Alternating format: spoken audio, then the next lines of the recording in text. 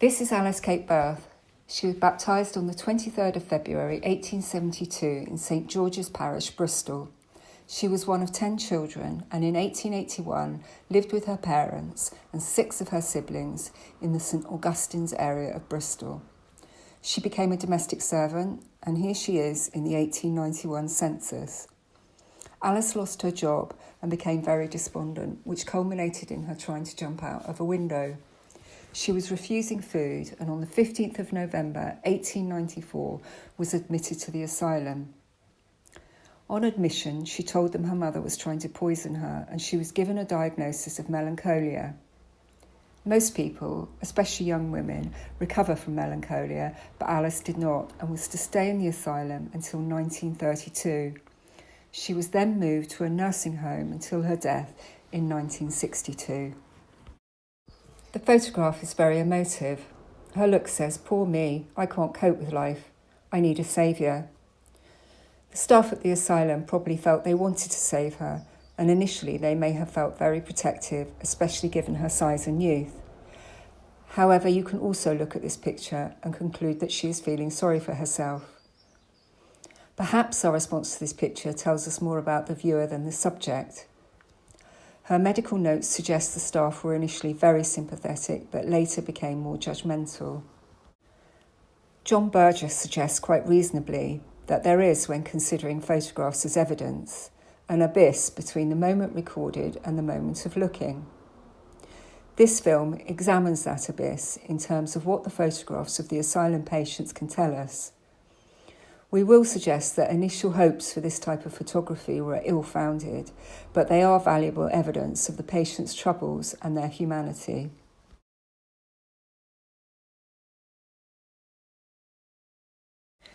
These 2 photographs from the asylum illustrate the suffering of those in the asylum, but can be misleading when viewed out of context. This is Margaret Bowden, a woman who was a dressmaker and had 2 admissions in the 1890s. This picture carries a considerable emotional punch. It tears at your heartstrings. However, it could be a woman who had a cough or a sneeze, and because of this, brought her shawl up to her mouth, or was she just cold? It might also be either someone who is afraid to speak or who feels violated by the photographer and is covering up to hide from this intrusion. This photograph could be seen as evidence of Roland Barthes's suggestion that when photographed, I am neither subject nor object, but a subject becoming an object. He has a point, but does it matter? The meaning of this photograph is elusive, which is partially its appeal, but also its problem as evidence. This picture is quite distressing. The woman's hands are clutched tightly together and her face is a picture of suffering. The photo might be seen as an example of the torments of lunacy, but Harriet Abbott was not mentally ill. She was suffering from erysipelas, a painful skin condition now easily treated with antibiotics.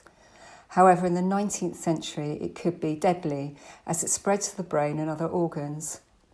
Harriet died a few weeks after this picture was taken. These photographs are to be found in the admission books of the asylum, which now reside at the Bristol Archives. Seen here are the notes for Emily Sessions, a 17-year-old girl who was admitted to the asylum after throwing herself into the docks. She was severely suicidal, but soon recovered and was discharged after a few months. Her picture shows a very normal-looking woman. Perhaps she looks a little tense. Who wouldn't in her situation? However, the photograph is perhaps evidence that many of the residents were ordinary people whose lives had taken a bad turn, and the asylum helped them to recover. The depiction of people with mental health problems has a long and mostly dishonourable history. Generally, madness has been depicted in a very negative fashion. Insane men were aggressive monsters who needed to be restrained, as in this picture by Charles Bell, whilst women were seen as sexually provocative and self-abusing. Victorian writers thought insanity was always detectable by sight, and this is evidenced by Alexander Morrison's illustration of various types of insanity, which he produced in a book entitled The Physiognomy of Mental Disease. This example of his work supposedly depicts mania. In Britain, our visual perception of madness has been dominated from the 18th century by the Hogarth picture of the Bethlehem Asylum. This distressing image of the privileged classes viewing the insane as a form of entertainment has influenced the popular idea of what asylums were like. Bethlehem was, until the mid-19th century, a fairly small institution, housing never more than 100 patients, and was not representative of asylums during this period. In the 19th century, the advent of photography suggested to some contemporaries that the crude stereotypes of the past could be eliminated and objectivity obtained. Dr. Hugh Diamond, the superintendent of the Surrey Lunatic Asylum, pioneered the photographing of patients in an asylum in 1856. Diamond assumed photography to be totally objective and would show the well-known sympathy which exists between the diseased brain and the organs and the features of the body. Both such assumptions would prove to be problematic. The trouble with photography is that it tricks us into believing it shows us reality. It has a relationship to reality, but these asylum photographs are just a fraction of a second of that person's experience. A second later, they might have been smiling.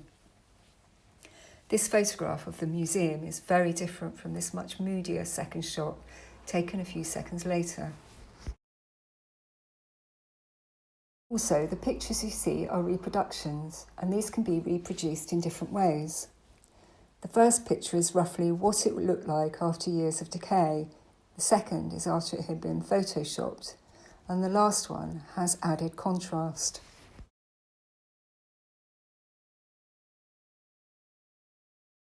Although Diamond's patients were photographed, technical limitations of the era meant that they could not be reproduced except as engravings. These were produced often in a disingenuous way to emphasise the suggested diagnosis. Seen here on the left, the well-known photograph of a woman with religious melancholy is significantly changed in the engraving on the right. The newly produced downward glance gives her a more melancholic air, and she was now leaning on books, showing the religious literature which so troubled her.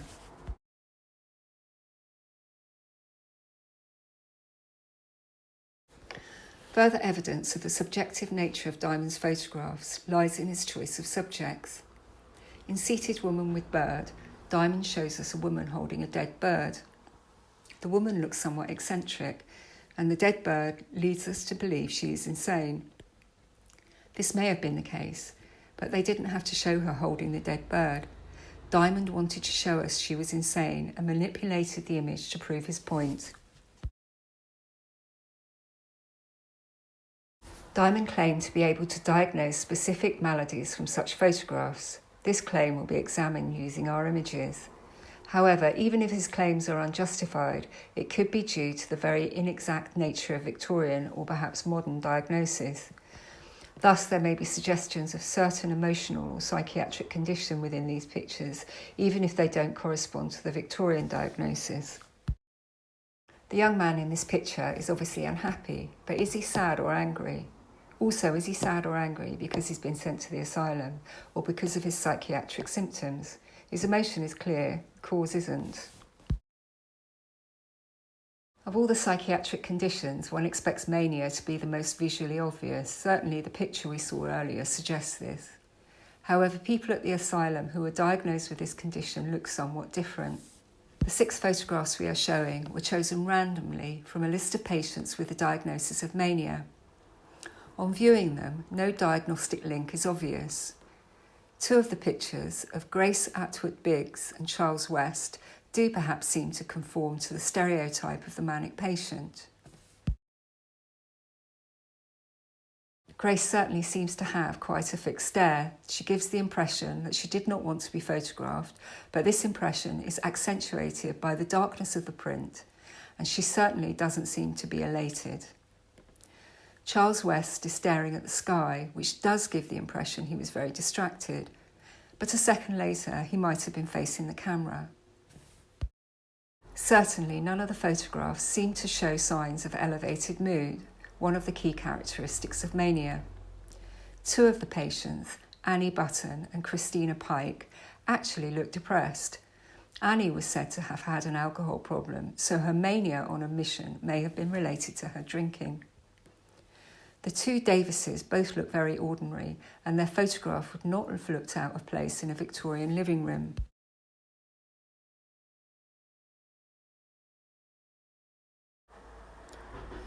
An aspect of the depiction of the mentally unwell is the preponderance and controlling influence of the male gaze. This painting by André Brullier, called At the Medicine School, which is of a lesson at the Salpêtrière, brilliantly captures what Judith Serkis has suggested with the gendered dynamics of the institution's scopophilic regime. Many authors, such as Foucault, see asylums as primary agents of state control and argue that photographing the patients was an element of this control. Certainly they were in charge of the photographs and what they were used for. Many of the photos are quite regimented, the patients wearing the same clothes. They're all seated and look straight at the camera. This collection of photographs shows the similarities.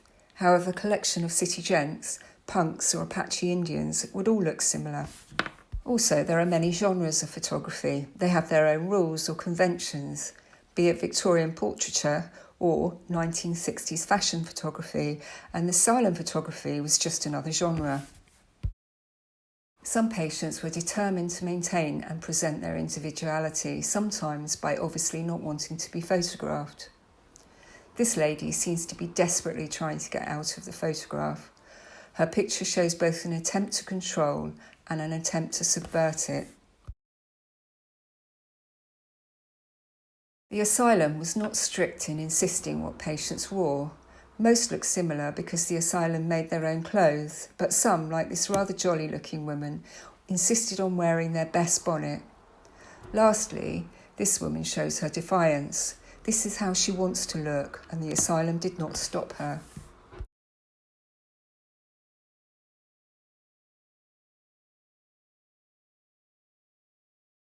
The photographs so far discussed were all taken on or shortly after admission to the asylum. For a period between 1894 and 1896, photographs were sometimes taken of patients on discharge. They were, with 2 exceptions, mostly of women, and they were mostly young or fairly young. They could have been taken for the benefit of the patients to show them how well they'd done. This was suggested by Diamond. But why not men, and why not older women? Although young women were more likely to be discharged, this does not account for the vast gender disparity. They certainly seem to comply with what has been termed the male gaze. The term was originally used by Lacan and suggests that men view women in a particular way. These photographs certainly are evidence for Crom's suggestion that there was a feminisation of madness in visual representations starting in the 1780s. They have become objects which can be used by the institution to promote its successes. The authorities were using these photographs as a form of advertisement for the institution. They seem like precursors for the before and after adverts which began in the 1930s.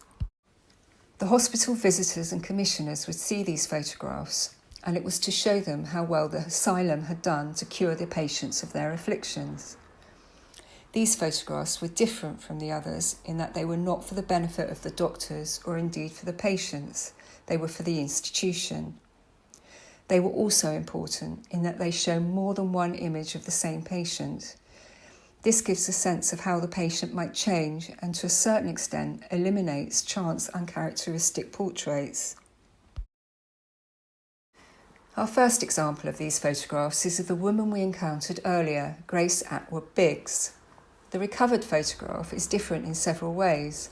Firstly, and typically of these pictures, she is wearing a pretty dress.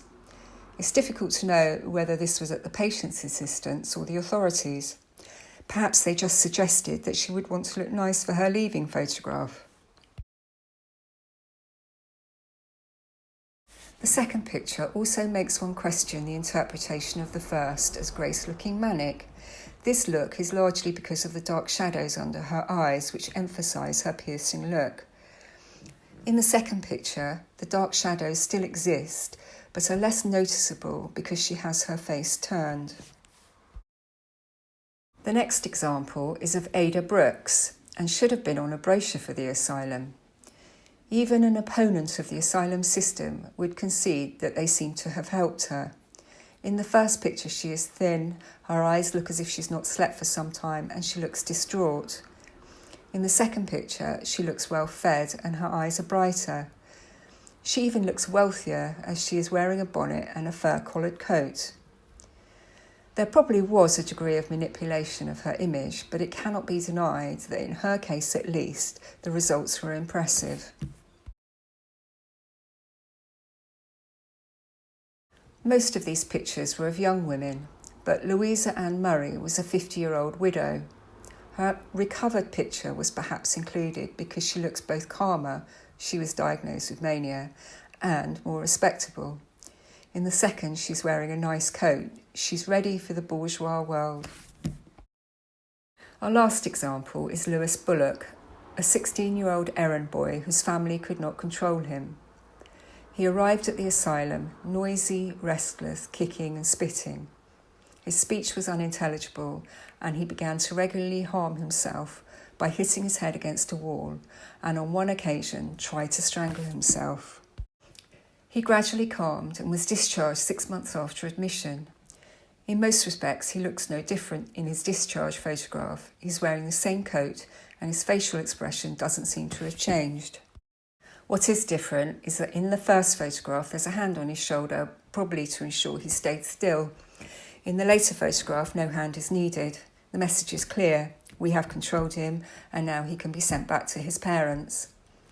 He seems to have remained well, and 6 years later, in 1901, he is living with his parents and his occupation was listed as a painter. We end this examination of these photographs with a rather obvious assertion that patients are people. This needs to be stated because both the advocates and detractors of the asylum system have presented their arguments which seem to treat the patients as pawns in an ideological game. What these photos do is to assert their existence as individuals. We owe them this.